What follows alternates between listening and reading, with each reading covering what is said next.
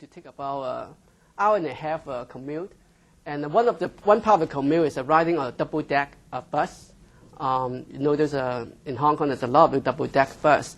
And one of my highlight of the trip is I always like to sit on the top deck, the second deck, and the front seat. And then you can see right in front of you what's going on. So, I mean, as the bus drives along, I can see all the signals. And they make one signal and then the other signal. I think, oh, God, how do they do it? I mean, they have some kind of signalized. And then if they miss one, and then they miss the next one. And I like those aggressive drivers. See, when those bus pull out and for the stop, if they're an aggressive driver, he will quickly accelerate and then make the next light. And then if they make that light, then he can make the next light. So I'm very fascinated about how those signal timing works. So, and then when I went into the University of Washington, I have my civil engineer degree there. So then I start thinking about transportation courses. And then I know, hey, that is something I like to do. And then I went on to do my master in more specialized in traffic engineering, so including signing or other things. And then after I graduated, then I started working for a consultant. I think that my first couple projects kind of determined where I'm going. My first project is design a signal for City of Bellevue.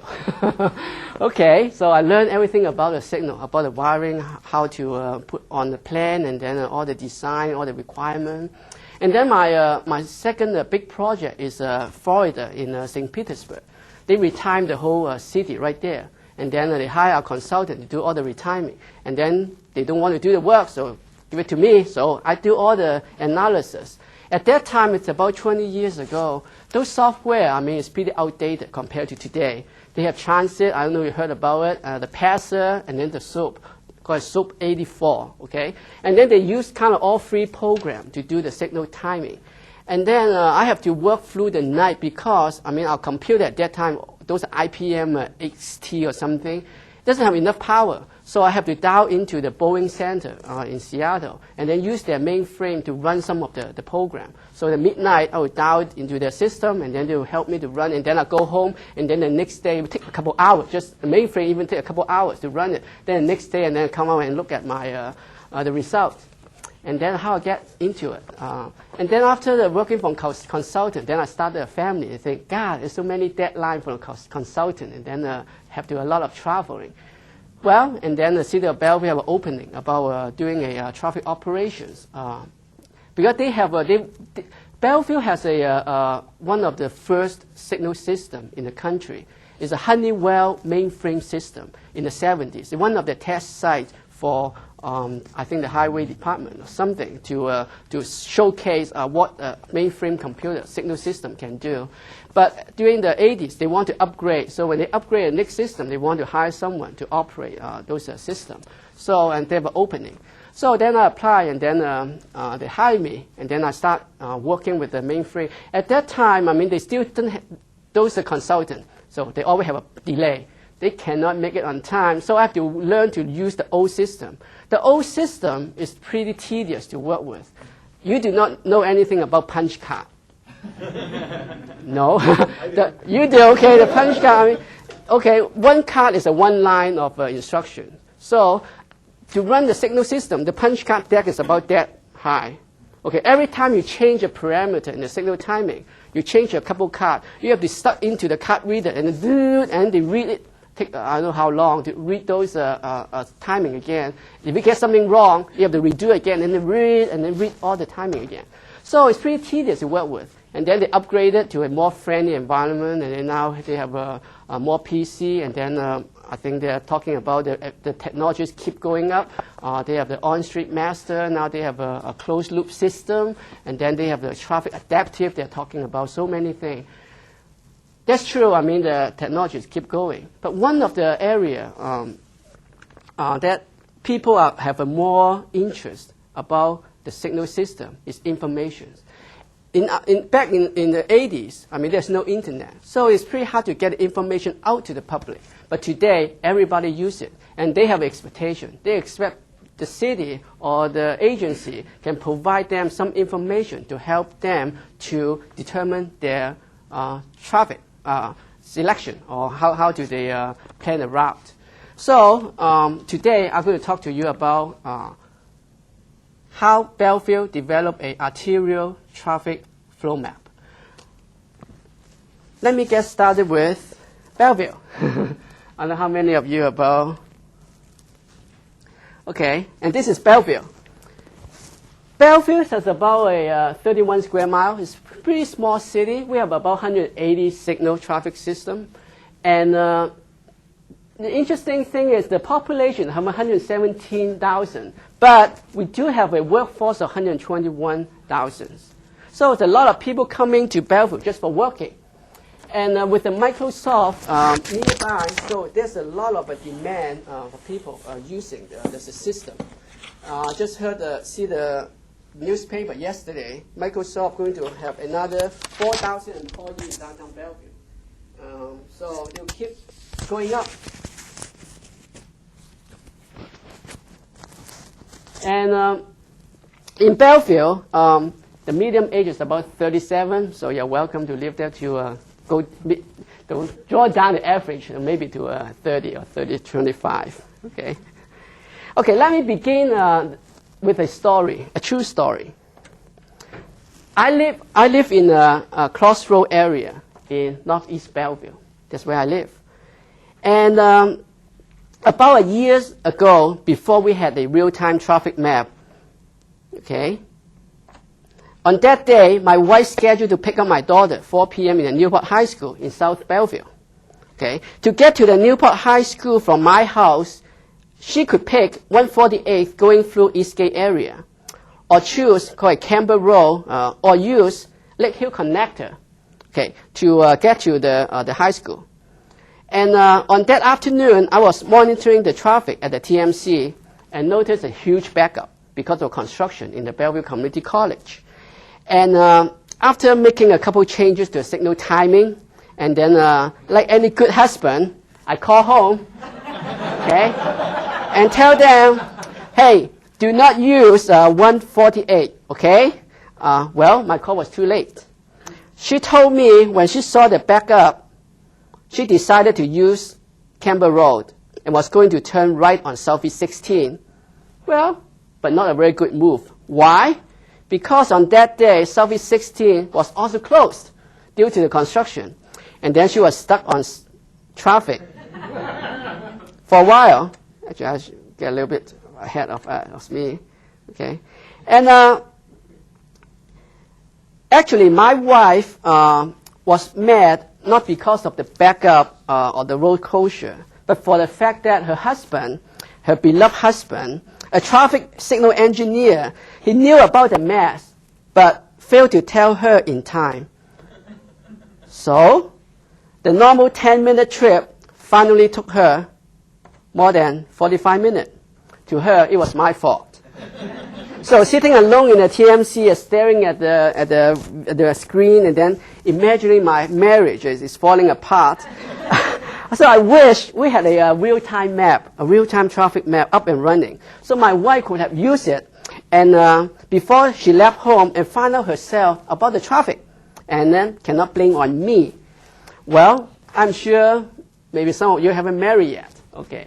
But I'm sure nobody likes to being stuck in traffic. So as a traffic engineer, what more can we do to help? Many agencies are able to provide a public with a camera snapshot for the traffic conditions. It's very common. And, but very few cities in the U.S., even in the world, provide a traffic information about arterial streets to the motorist. A couple of years ago, Washington State Transportation Center, a track, did a survey on the type of traffic information motorists want. Over 95% of respondents wanted to know the location of an incident. And then about 90% would like to see a real-time map that shows a level of congestions on city streets. And over 95% would access this information through the web. Bellevue has been we tried to develop such a map since 2002 when we have another upgrade to our signal system. However, most of our effort before 2005 had been fruitless. I mean, we cannot do anything. Why? We rely on the system detectors installed about 300 feet back from the intersection to collect data, which is very common. That's everybody say, hey, if a system detector, put it 300 feet back and give you a good traffic flow, and then you collect the data. But unfortunately, we do not have enough system data to provide a traffic map for an entire city. I mean, we have one here, one there. I mean, if you show a map, you only show one here, one here. I mean, people have no use for the map. And then in order to have more system detector, we have to, maybe someone give me about $500,000 or $1 million just to install the conduit, the loops out on the street. Secondly, we rely on, without an upgrade to our signal system, we cannot perform reliable calibration for individual system detectors. Okay? And then thirdly, our proprietary signal system make it very difficult to interface with the mainframe, with the internet. Yeah, you can display some kind of map within your system, but to export to a server, to an internet environment, it will be very difficult. And at that time, I mean, our system is pretty tedious to work with, those interface graphics. I believe those obstacles is not common to Bellevue. I think many other agencies have faced a similar obstacle. So in the spring of 2005, we decided we can't do that. We have to take on a different approach. So to understand how we do it, let me show you the equipment we use and their functions. So instead of using the traditional 300 feet back system detectors, we use the existing advanced detectors located about 100 to 140 feet from the stop bar to measure the volume and occupancy data. At first, we are concerned, like many traffic engineers concerned, that they are too close. I mean, you just cannot get meaningful data out of a detector that close to the intersections and cannot provide any meaningful data. But however, after we compare them with the regular 300 feet system detectors, it revealed a very comparable trend and pattern. And then after more investigations, we concluded that we could use the advanced detectors, the occupancy values, to estimate the congestion level of any roadway segment. If we can upgrade our software to handle the calibration for individual segment. Let me explain that a little bit more. A lot of the system have a global setting. Okay, all the data are coming back. Okay, if we want to calibrate those data, it's a global value. Okay, it's a smooth factor or other factor. It's a global value applied to all the detectors. But if we can upgrade our system, individual, we can calibrate our detectors. Then I think we can match whatever out in the street for the congestion level. So since 99% of our system, our signals already have advanced detectors. Okay, in Bellevue, we only have one, right now only have one fixed time detectors, fixed time signals. So 99% is already have advanced detectors. So we connected about 850 detectors to the system to collect the occupancy data within a couple months. And that was a huge step. So now from the field, those detector data coming through the signal cabinet, then we use those are just like a modem, and we call it a remote communication unit. And those are it's a very typical what you call like the ASC 2000. They do have a built-in communication unit in here to match our protocol. So we don't have to hook up a separate communication unit. So by using those, they will bring the data back to the central.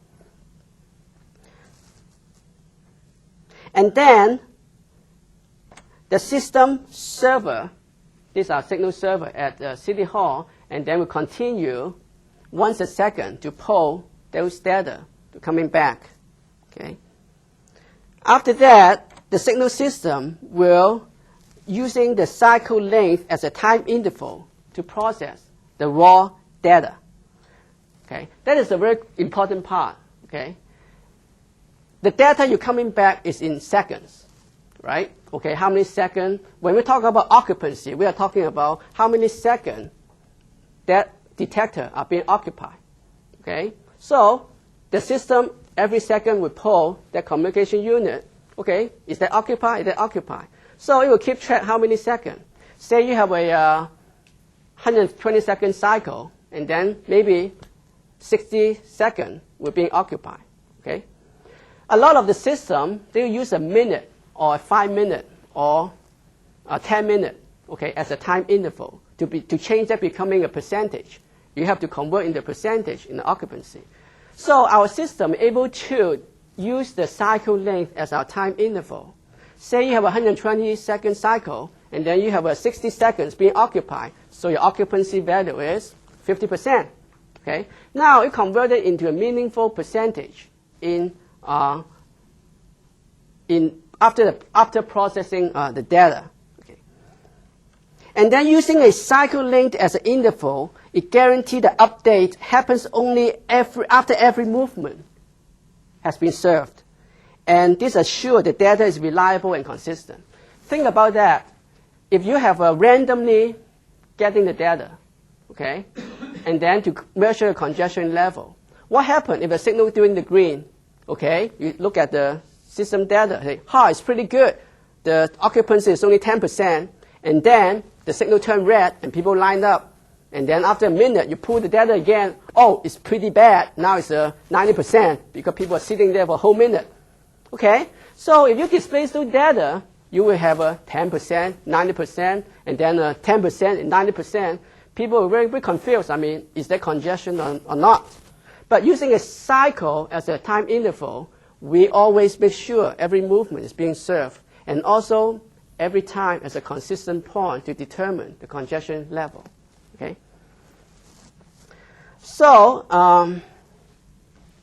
after that, we do some data validation. So this is our signal system display the occupancy right here, and then this is the cycle. So they keep track of your cycle length, the previous cycle length, and use that to determine your occupancy percentage. Okay. And then after that, we have to validate the data and do some calibrations. Okay. We use it's a very crucial step so that we are sure the data we collected really reflecting the congestion level out on the street accurately. So after spending about $30,000 to upgrade the system software, now we can use determine a threshold for each congestion level. So, and then those are the factors that affecting the threshold level for each occupancy level. So this is 90% mean, okay, when the detector reach 90%, we are saying that, hey, very congested, it's pretty bad. When it's 40%, it's pretty good. And those are threshold value. We have a 4 level right here. So it determines the factor affecting the threshold value, the number of length distribution, spacing, speed, detector distance, and the split and the offset. Okay. Excuse me, what are split and offset? Oh, split and offset is, and the cycle is mean how many green time per phase. So if you have a left turn, so the split of a left turn phase, and then the split of a through phase. Okay, that's called a split.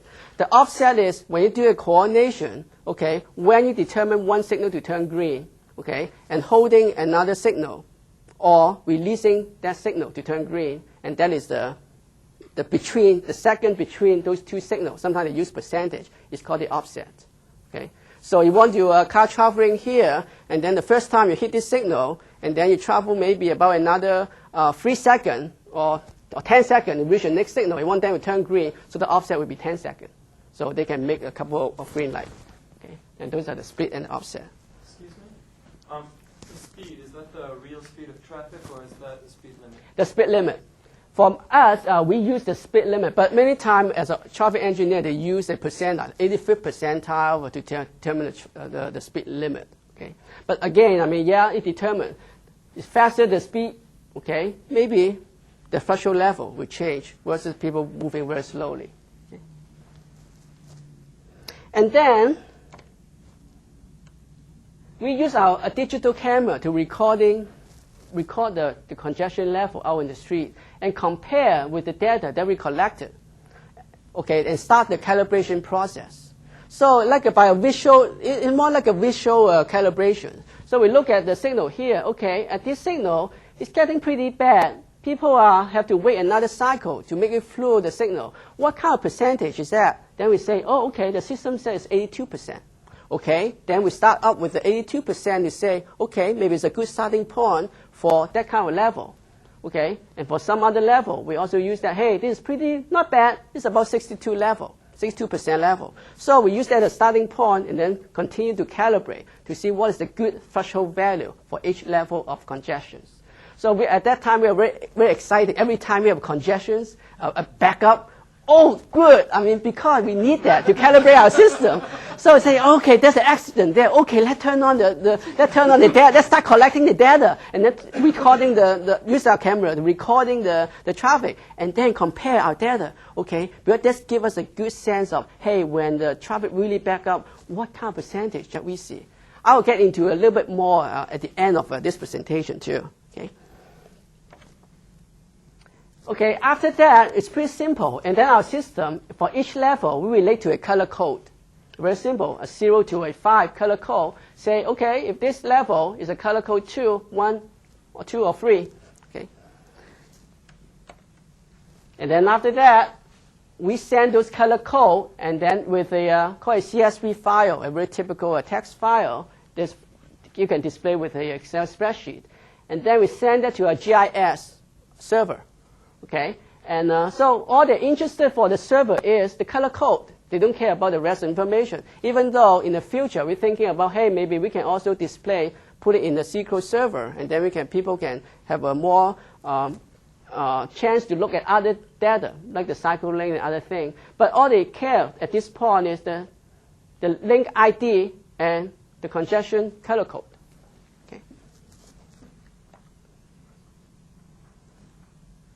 And then they will start the mapping for. Can I ask a quick question? Okay, go ahead. How often is, say, the last slide up? If you're calibrating the system and the system is updating kind of on a cycle length, how often does that data get transferred and put into the Excel? That's a good question. At that time, in our first contract, we asked the software, the signal software consultant to, okay, give us 3 minutes. Okay, every 3 minutes, we dump it into the GIS server. But then after that, we say, hey, that's not enough. I mean, sometimes you just happen right before the intersections. Remember, we're using a cycle length. Some of our cycle lengths are about 140. The highest one in Bellevue is 180, because we have very wide intersection in Bellevue. So if you miss that point, and then you wait for the next update, and then another 3 minutes to dump it to your GIS. That's not acceptable, I think. And then we have to spend a little bit more money and say, hey, okay, now we want every minute. Okay, so that means every minute it will grab whatever the current file and display the color code and then the color. So essentially, so what is our data? Our data could be give you the up to the cycle, but rounded to the minute. Okay, basically, it's how updated our data. It's really pretty good, I would think. I mean, that's enough for the people to make their decision based on that. Okay, and then the user definitely they have if they have internet access, then they can dial in and then look at the system. Okay. And then in April 17, about last year, we officially launched our website.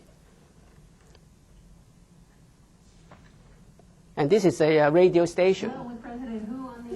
Help us to advertise that. A few minutes ago, we have word that East Side commuters are getting handed navigating through their busy streets. Here's some of Eric Heinz to explain. You might have used the state DOT's website to check interstates and highways.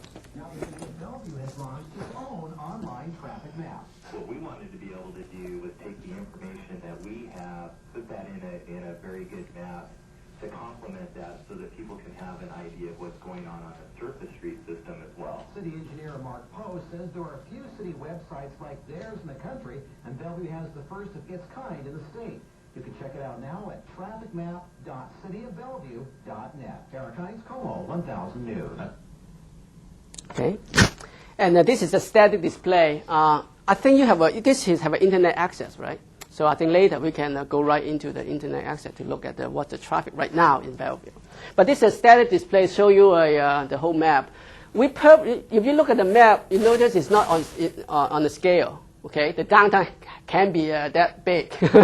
Okay, but we purposely do that when they design it. So the GIS people have to manually put in into each link. Today, a lot of people are why don't you use a Google map? Actually, there's a graduate student at University of Washington, put those in a Google map, and then give me look at the prototype. And then it looks pretty good, even though the downtown looks pretty small, but you have to zoom it out. But we purposely do that so we don't have to zoom out. So we look at it, and then in one view, we can see what's going on in the whole city. And we use some color to determine the congestion level. And then we decided to use the same color code used by the state DOT. People are very familiar with the state freeway map. So we use the same color code, but however, they mean different things. So freeway traffic is very different to the arterial traffic. Okay, and see, the map displays 4 congestion level. Okay, for example, the red color. So say we have a color of red. So the red means once the signal turns green, you often have to wait another green light before making it through the intersections. So it's a very different way of people get used to defining congestions. We are not telling people the speed.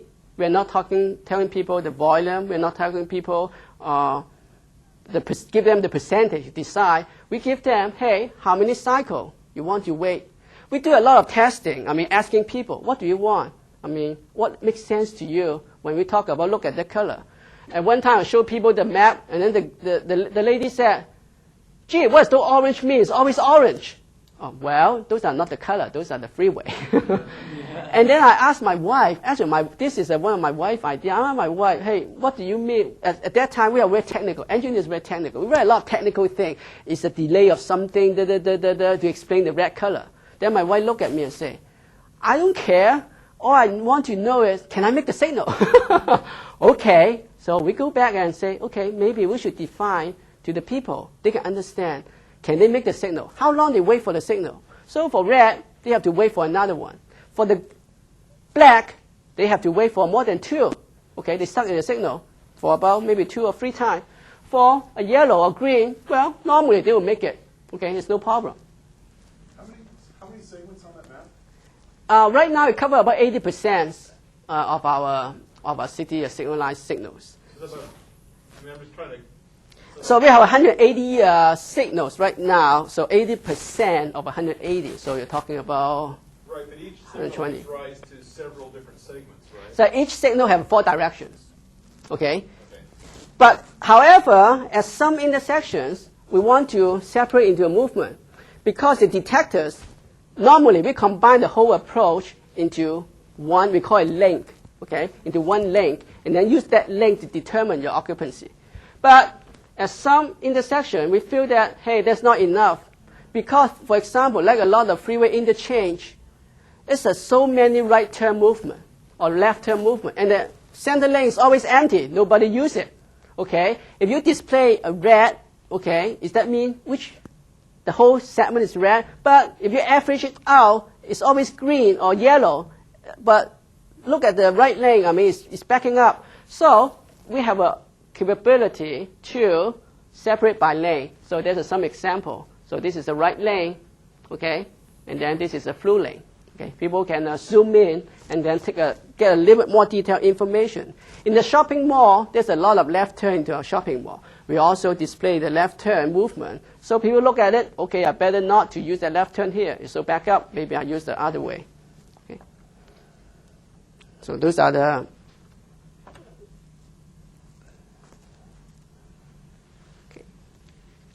In the same map, we also can display our city camera at the snapshot, which is very typical. One of the drawbacks for a snapshot image is, they cannot move the camera. It's only pick one of the 4 directions. So they have to stick with one direction. So the other direction congested, they have no way to tell. Okay. And then we also have the freeway flow map. After that, we launch it. People really like it. We get a lot of good feedback from the community. And they say, this is great. I really like the way you apply the measure to the color. They're relevant to the driver. And then this one, I say you guys did a pretty good job. This is the type of information that many agencies want to get out to the public. And I'm very impressed with what you assemble on this traffic map. And I would like to pay $10 a month to have this available. Okay, great. I mean, you can send me a check. All in all, great work. I will use it often, and it's much appreciated. We find out there's a lot of Microsoft people using it. Microsoft is north of Bellevue. It's the northeast of Bellevue. It's outside the Bellevue limit. But a lot of people live in Bellevue. So every night, every morning, they travel through Bellevue. They use the map quite a bit. So when there's more employee coming to the Bellevue downtown, probably you'll see a lot more usage because they get used to using it. There's other good, this is effective tool for that drive on the east side, very well done. And this one, we have a big snowstorm in last year, actually this year. So you see, during the snowstorm last night, I was able to navigate around the traffic on I-405 and I-90 through Bellevue to get to the airport because I checked the map before I left home. Thank you very much. He's very happy. I mean, and then you know which route. During the windstorm, do I have a? Oh, I don't have that in there. Okay. During the snowstorm, okay,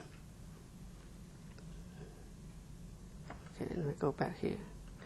Other than that, the commuter used that quite a bit, but we find out the people who use the most is me, a traffic engineer, is operators. Because right now, we display that right in this is our video wall, it's our TMC right here. We just moved to a new city hall, and then we have a new TMC, and then this is a free block of the video wall. And then we always put that up on our video wall. Every time we see something going on, we come in and check it. Okay, it gives us a very, very good tools to manage the traffic. Okay, from our TMC, we have the access to the state camera, so we can pick up any of the freeway. When the freeway street back up, our city street back up. People know. I mean, they get off the ramp and then use city street to bypass the traffic. So knowing the freeway, and then we also have our camera. We can pan and tilt and then move our camera. We have about 40 cameras around the city, which is a pretty good usage.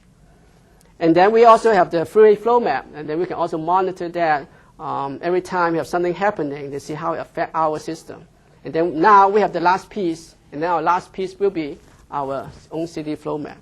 And then from our TMC, our signal system, we can manage the signal timing. A couple of keystrokes, we can give green time to one direction over the other.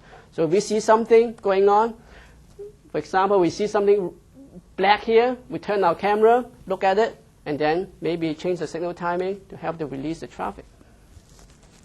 There's a couple examples right here. Okay. Are you archiving this information, and if so, is it available?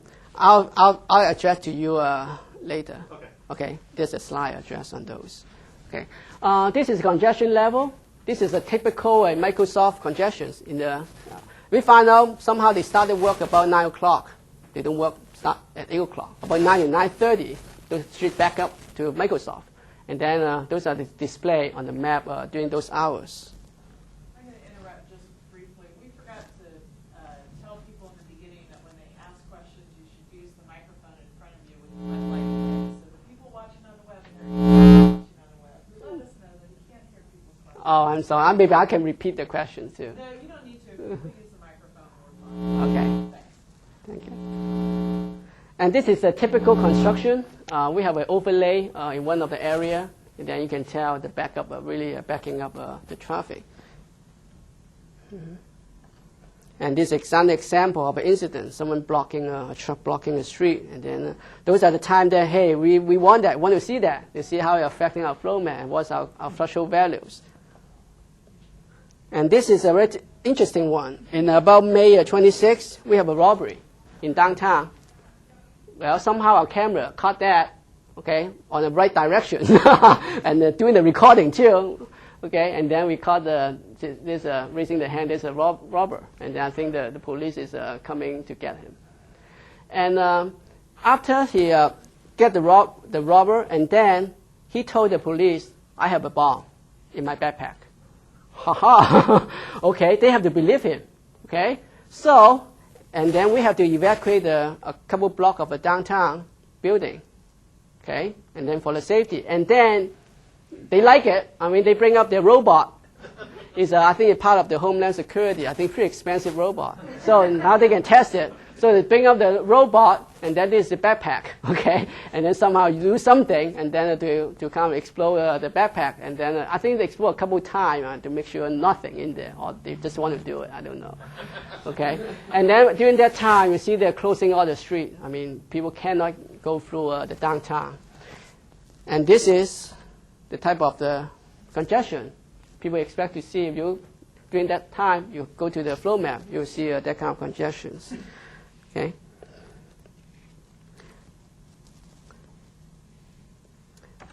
This is a 2006 snowstorm. I don't know whether in Portland have the same snowstorm in November. Okay, and normally the heat is not that high, but the day after the snowstorm, you say, is about 15 times people using it. So our webs keep track of how many people using, how many heat there. I mean, there's a huge jump. I mean, people really want to know day after the snowstorm what happened to the street. I mean, can I use it or can they go through it? Okay, you see there. With the flow map in place, I think it's also opened a lot of future possibility. Some possibility is we can use user maybe can access the camera on the same map. Right now, they have to go to a different page and then to click on the camera. Maybe we can put some icon in here. Then maybe they are able to maybe just click on icon and then bring up the camera. Maybe we can also incorporate the state freeway data directly on the map. So we can show freeway arterial data on the same map. So people can look at it and see, okay, the 405 backup or I-90 backup. And then they can also make the choice. That's the plus or minus too. We want them to use freeway, right? We don't want them to bypass the freeway, use arterial streets. Maybe we can estimate some of the freeway on-ramp traffic. Most of the time, we estimate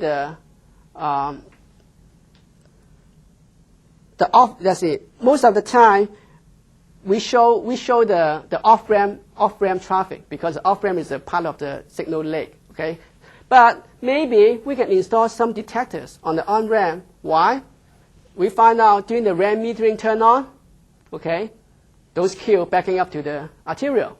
So if we can do that, maybe in the RAM, some of the RAM with display also have a color display, okay, we can tell us, okay, the RAM is on, it's backing up to our city streets. Maybe we can provide a very basic incident alert, flooding, roadway construction information, so people can maybe right-click on it and get more information about those events.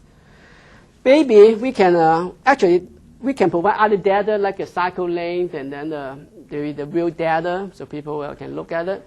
For city like adjacent city like a Redmond and Kirtland, it could be useful for them. They know, okay, we are running at what kind of cycle, and then what kind of offset. Maybe they can match our signal to coordinate with their boundary. And lastly, actually, we are working on this probably the end of this year, or before end of this year, we have a PDA version. See, right now, you still have to go to your office or home to access the internet. Sometimes it cannot display in your PDA, so we're working on the PDA version. Maybe people can use the PDA, or maybe the GPS, okay, can able to use it. Okay. Hey, let's go back to my example, my story about my wife being stuck in the traffic. Okay, so we have a flow map up and running, say on that day. So she could have seen something like this.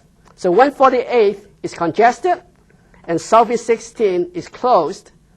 And then she confirmed the congestion with the camera snapshot. And then she noticed Campbell Road and Lake Hills connectors wide open. She then picked the best route, So it saved her 30 minutes. It saved me a phone call and saved my marriage. A very, very happy ending. Okay. So thank you very much. Okay, I think I still have it's until 1:30? Okay, so I sometime maybe, I don't know, you have a, can I click on it, go to the internet right now? Okay, we'll see.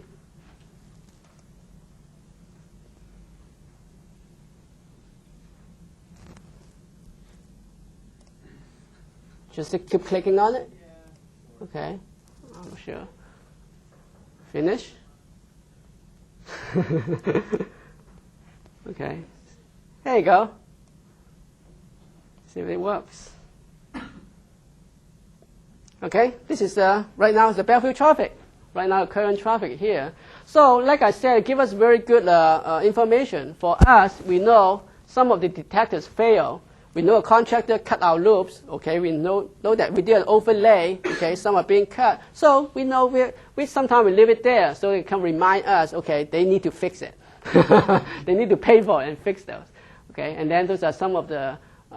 See, right now it's about lunchtime, so this is Bellevue Square. Okay, you see the backup.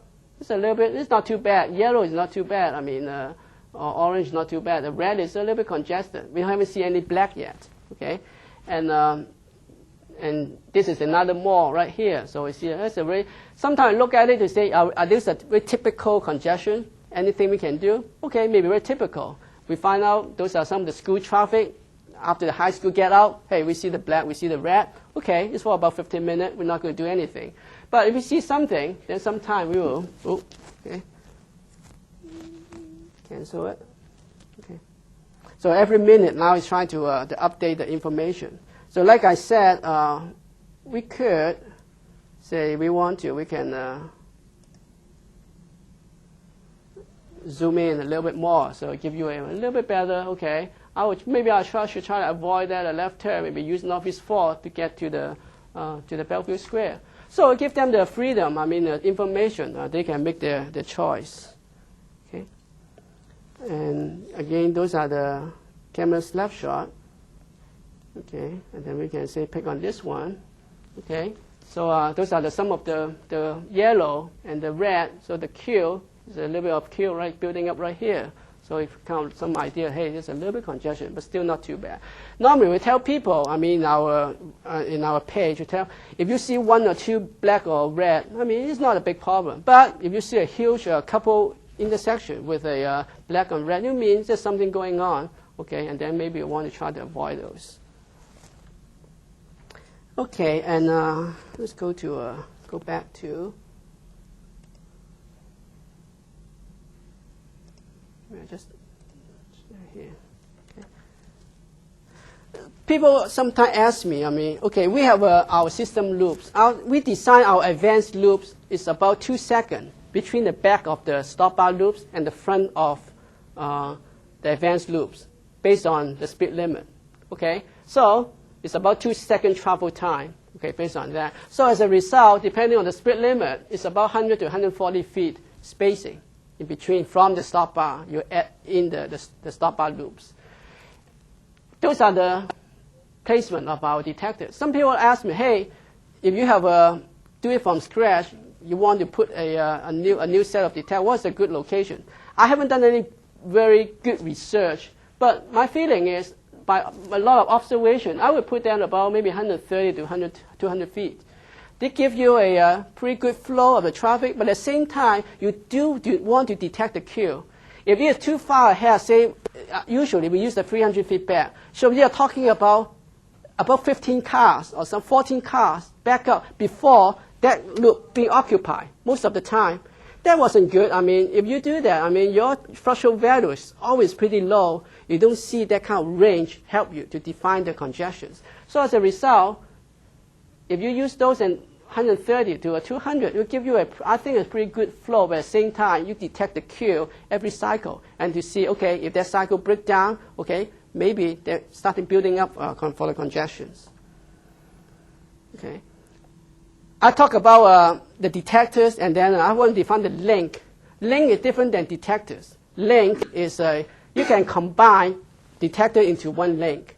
You can pick any detector in the system and then put it into a link. Okay? And then we use the link to define the occupancy level, and then to do the calculation is based on the link. Okay? Okay, this is a very simple calculation. The occupancy is in second divided by cycle length by 100%. Okay?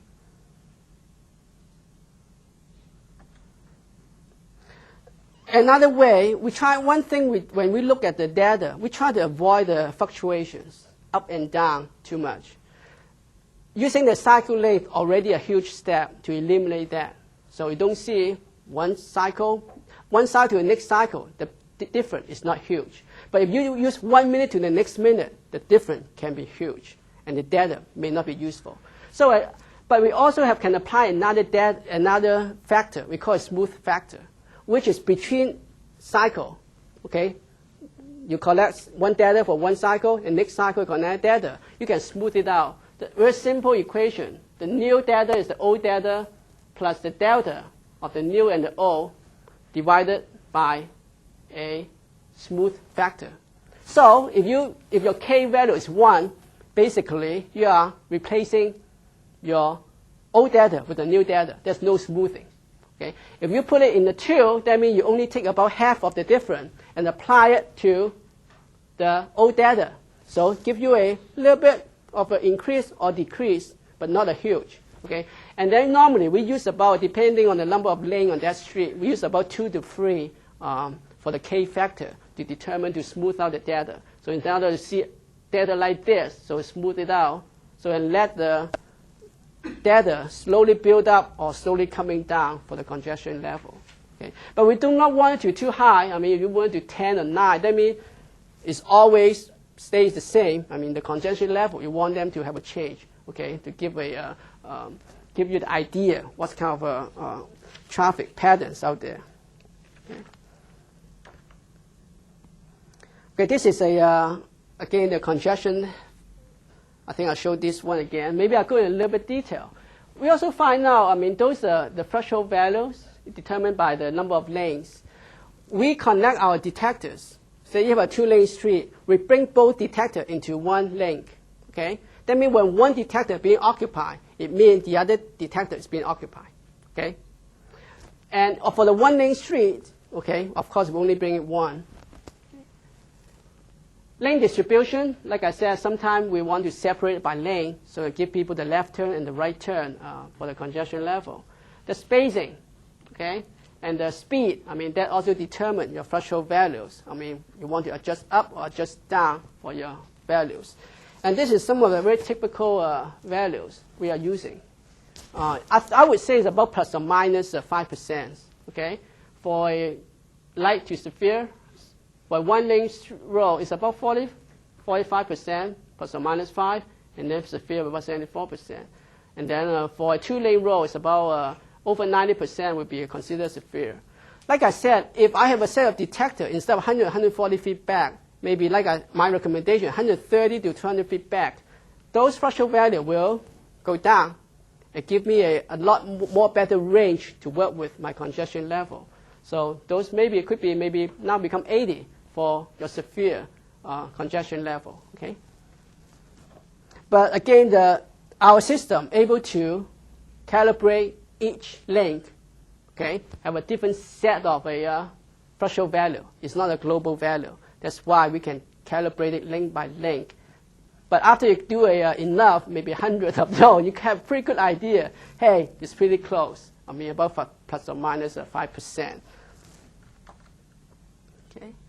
Sometimes we have some very special consideration. We find out in one instance you have a one-way street, one-lane road. There's a driveway. Hey, people are pretty good. They always let the people go into the driveway. So they always stop behind your detectors. Okay, that's bad for us. So they always leave a gap in front of the car. So our threshold value is not accurate. Okay, sometimes how come it's so bad, but it always display a green because that loop is always not occupied, and people leave the space in between. One-way road also a problem. Sometimes people want to get a lot of space in front. I mean, our loop is about 6 by 6. So if you leave more than 6 feet, okay, it just happened. I mean, the back of the loops, okay, we miss that cycle. We miss you, okay, and then maybe the data is not as accurate. So we are thinking about maybe at some of those locations, next time we do the overlay, then we'll move back the detector, or we add another detectors in front to do the calibrations. The short spacing, this is very interesting. Because we use the link as a definition, we can assign any detectors into our link. Doesn't have to be the same intersections. Think about you have 2 intersections very close together, okay? Very close together. What do you expect that short spacing, the congestion level? You say, hey, it could be very high, it could be very low. It depends on your offset sometimes, okay? Maybe every cycle, you let the people fill up their space, so every cycle is bad. But in reality, it may not be bad because you just let people fill in that space in front of that intersection. It's flowing pretty good. Or your offset is pretty bad. Every time that turn red, it turn red right away. It's always empty, that space. But the backup could be pretty bad. Okay? It doesn't give you a very meaningful assessment for the congestion level. So what we do is, now knowing that situation, we pick the detector of the upstream, combining with the intersections detectors, and then average out. Okay, we say also consider the congestion level detector in the upstream, and then evaluate, okay, whether it is bad or good. Okay, so when the upstream pretty back up plus whatever your space congestion level, then you can give a better estimation of your congestions. Sometimes we have bad detectors, okay, between 2 intersections, but we can still display the color. Well, we figure out we can just pick the upstream one and the downstream one, combine it, average it out. It gives a pretty good, I mean, not a perfect, but I think at least a pretty good estimation of the congestion level, especially if there's not a whole lot of driver in between for people to turn in and turn out. Okay. Output file, I think I answered your question. Are those data available somewhere? Yes, we have an output file. It's an FTP file. So this is the file. Every minute, we send those files out.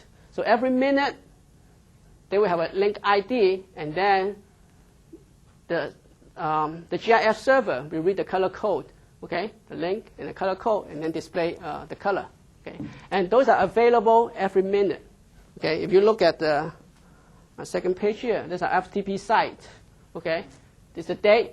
Okay, this is 07 March 23rd, 12:13. Okay, there's a 12:12 and 12:11, 12:10.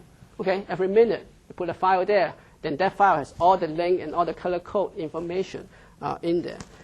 And a matter of fact, if I click on this, I'm able to display it. And this also helps to troubleshoot too. I mean, if we see something, hey, what's going on here? We can go back and then get the raw data and then pick on it. A little bit slow, but anyway, and those are available. There's a couple people we're asking using it. I think the Microsoft people, they want to develop something in the Microsoft Live or something. So they are interested in using those data, maybe updating their map. And the University of Washington, the graduate student, they do use it. They give me a prototype of using those data and put it into Google Map. It looks really neat. I mean, it's reasonable. Okay. But then they find out the problem with using Google Map. Google Maps always have a black background, and then cannot really display the black congestion level. You won't see it. Okay. Oh, it looks like it takes a long time to go to the FTP site. I just cancel it. Maybe I can't cancel. I have to wait.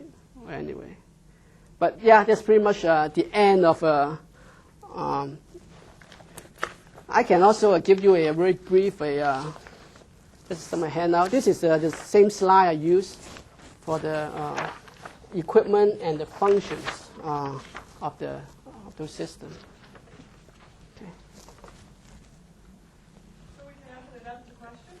Yeah, sure, we can open. Yeah, we can open up questions there.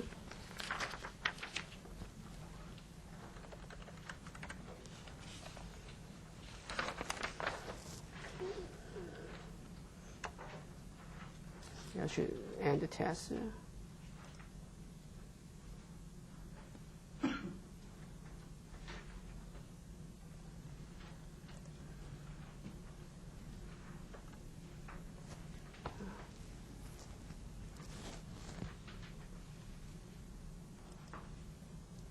Here you go.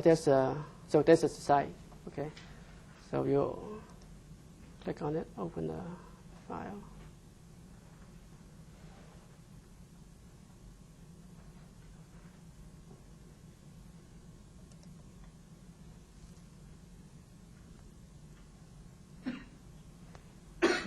So they seem to be delayed by 1 hour, or is it just? Or if I shorten it by the most recent, probably you always. I think you'll get the last minute. Mm-hmm. Yeah, but I saw the file was like 4:30 p.m. Oh, okay. And the server time was like 5:30 or something. Okay.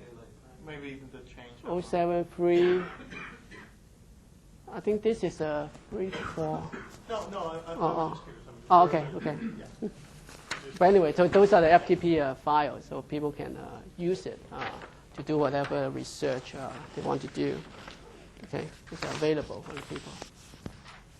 Okay. So, questions? Oh, right there.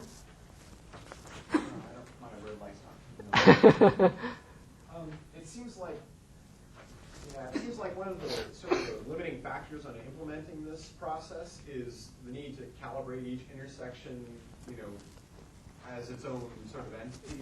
Look at empirical data and see how backed up things get, and set the thresholds accordingly. Yep. Have you thought about or tried any, just sort of basic analysis of maybe some of the other things that the loop detectors are counting, like flow and speed and so on, to see if you might be able to derive thresholds just from other data that the loop detectors are getting for you?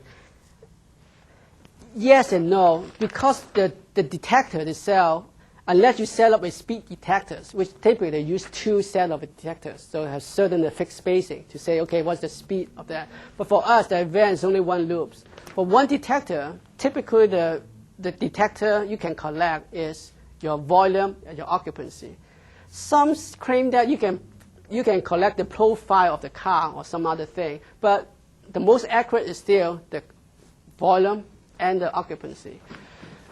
To further your questions, at some point at the beginning when we do the testing, we are afraid that, hey, they might not work, okay? So our backup plan is maybe we only collect the data by playing around with the controller. Maybe we tell the controller or tell the data collections, only give us the data during the green or during the red, so we can measure a different part of the cycle, maybe give us some meaningful data. But after we find out we can use it for using the whole cycle, so we don't have to do that. But your question, I think, also leads to another interesting point I'd like to make. The data we're collecting now, it tells you the congestions, how bad it is. But it doesn't tell you, okay, whether it's getting better or getting worse. Okay? Say you have an accident, just happened, people backing up, the accident clear, the 1 mile back up start moving. During that couple minutes, that 5-10 minutes, the travel time to clear, okay, is still pretty high occupancy values because the car still keep moving through the detectors. So when you look at the map, gosh, I mean, traffic already start moving. It's clearing up. How come it's still displaying a high level of congestion?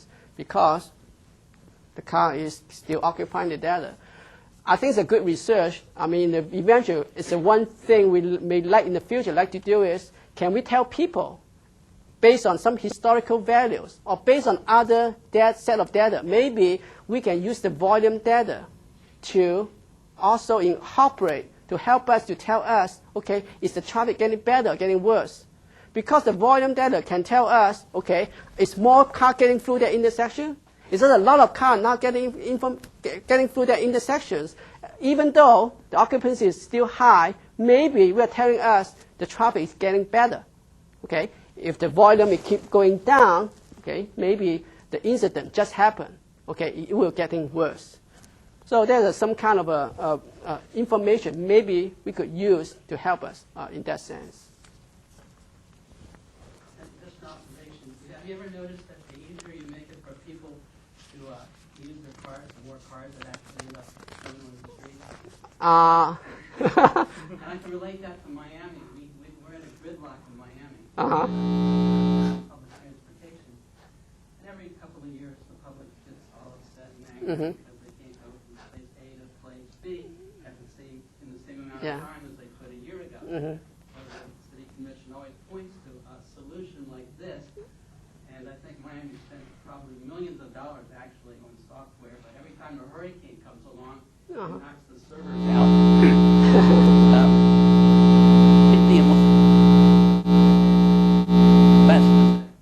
You're all investing in this type of technology, but at the same time, investing in public transportation. So it's nice to see the two are balancing each other. I think it's a good point too. One of the reasons this help, we know in Bellevue, land is getting more expensive. In the future, it's no longer, able to build more and more road, adding more capacity. Today, I don't know how many drive to the Bellevue. If you go visit Bellevue today, you will see, we call Bellevue now as a crane city. Crane city is all the crane. I think lately we have very famous in Bellevue too. We killed someone. It might work with Microsoft attorney because when the crane fell down. Okay, and the development is huge. Will we discourage people using the car? Probably not. Probably people are still using it. Bellevue Square is a big shopping mall, regional, probably one of the biggest sale in the U.S. They are not going to back down to tell people, take the bus and come and shop. They will continue to provide the shopping and then the parking for people come, drive, and shop. So they will continue. Hopefully, what we can do is we can tell the people, hey, to a point that it's bad, okay? You make a choice whether you come in today at this time or you should wait another hour or maybe come in later time so you can avoid the traffic. Hey, this is your choice. I think that give the information out, also put some responsibility to the commuter. Okay, now you have some information. You can you can say, okay, why so congested? Yeah, it's congested, but you don't have to come. Okay, at this time. Okay, I think that is a very important reason too.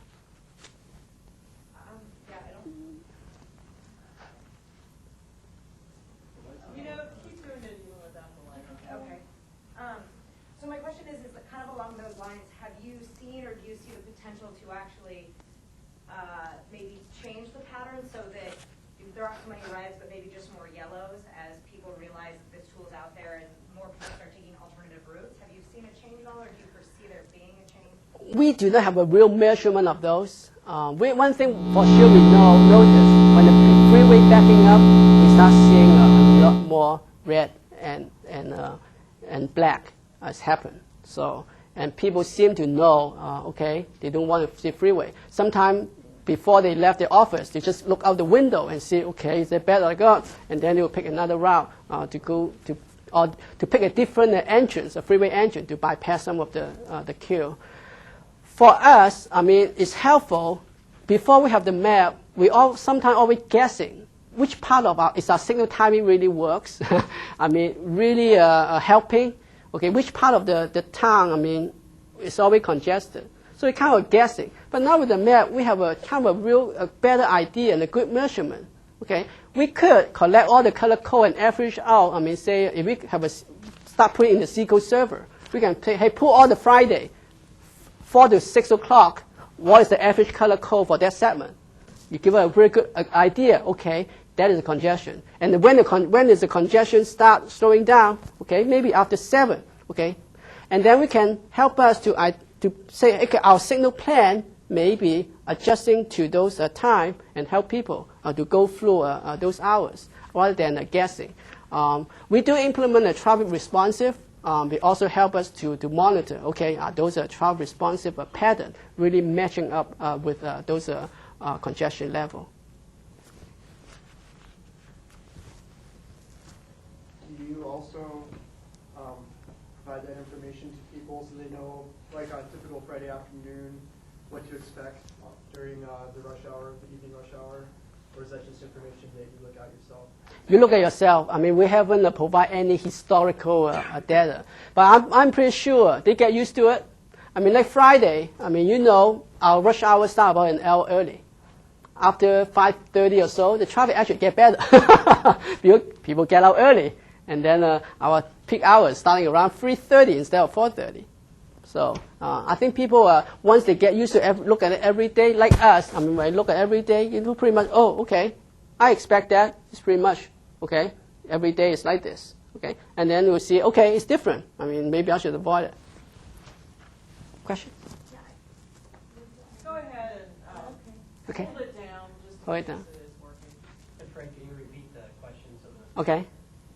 I just want to make sure I understand something, that people have to look at the internet to access the map, so Yes. they know which routes are congested, so Mhm. they take alternative routes and so. Yeah. Are they also able to do this from their GPS? I mean, the color thing. Yeah. I think the question is, can they use other means other than the internet to access those data, like the PDA or GPS? Not yet. That's why our next project, I think beginning the second half of this year, we're going to put that the code and then put it on the PDA. Some people are talking about the GPS, but we have to do some research to look at it to see what we can do. For the people like already done some research for us, like a UW student, a graduate student, they already put it on the Google map. Maybe that's our first step. Maybe you can utilize some of those information to help us to put it out into a PDA. No, at this time, we do not. But we hope by the end of this year we can. I think that's more useful. People can really look at it in their vehicle and then make the decision right there.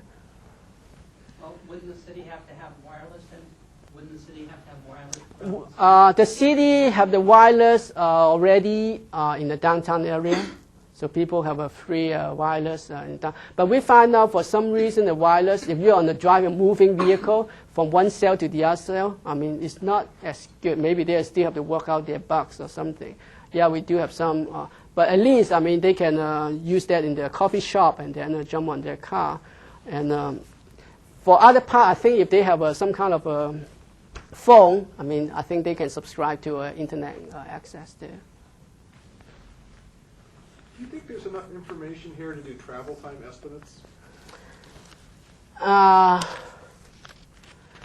The graduate student asked me about that. They want, in order to do that, we have to provide some kind of a signal timing data. Okay? But just based on those, you could not. I don't think you can, because they only tell you the congestion. Do not really tell you which car travel how long, and then for the travel time. Okay?